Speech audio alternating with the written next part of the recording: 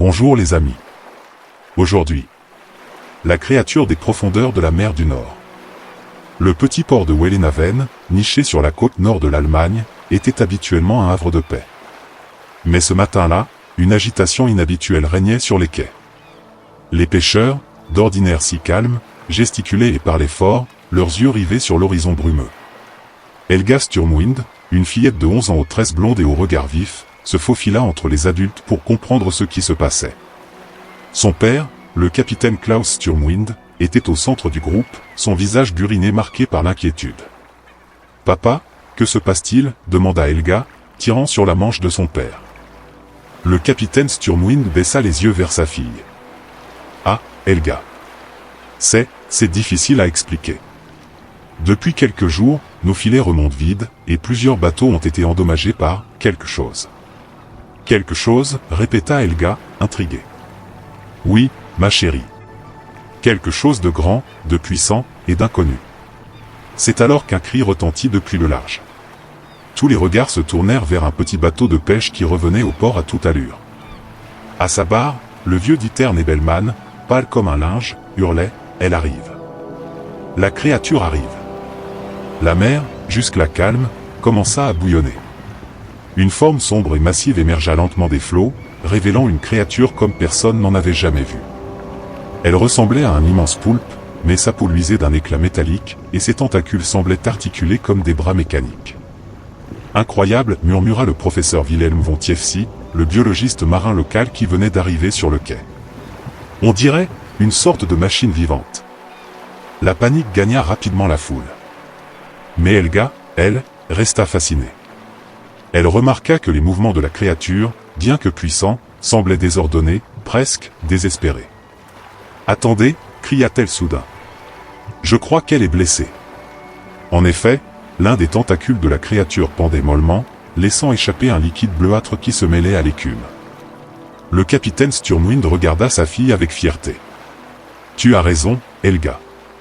Mais que pouvons-nous faire ?» C'est alors que le professeur von Tiefsee s'avança. J'ai peut-être une idée.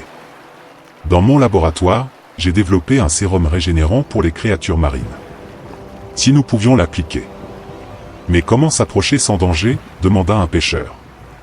Helga, le cœur battant, fit un pas en avant. Je peux y aller. Je suis petite et agile, je pourrais me faufiler entre ces tentacules. Hors de question, s'exclama son père. Mais en voyant la détermination dans les yeux de sa fille, il hésita. C'est trop dangereux, Helga. Papa, dit doucement Helga, tu m'as toujours dit que nous devions protéger la mer et ses créatures. C'est notre chance de le faire. Après un long moment de réflexion, le capitaine Sturmwind acquiesça lentement. D'accord. Mais je viens avec toi. Rapidement, un plan fut élaboré.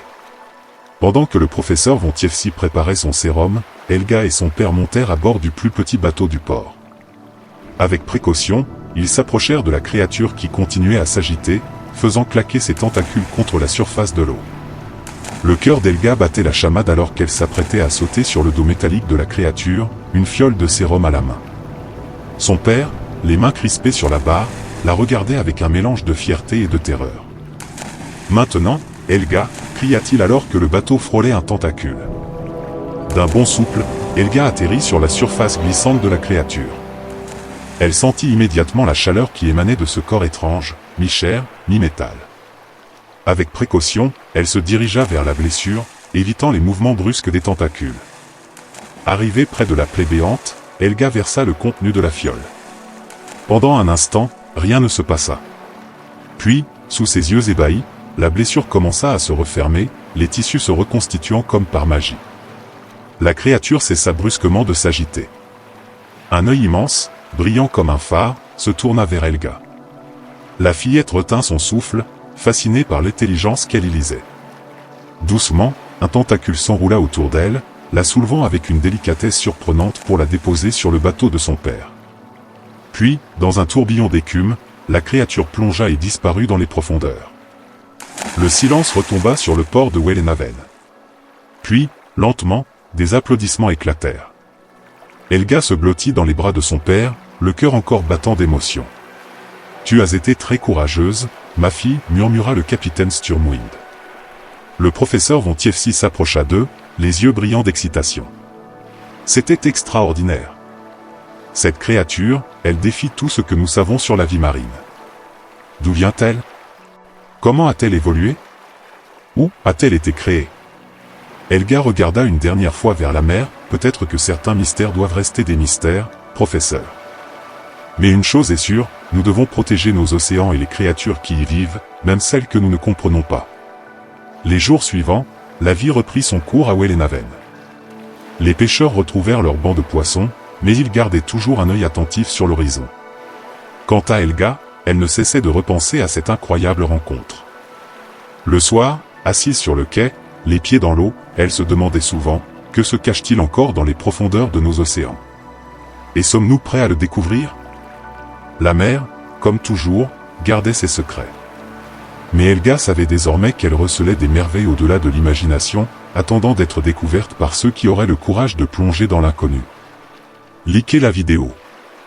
Abonnez-vous. Merci. À bientôt.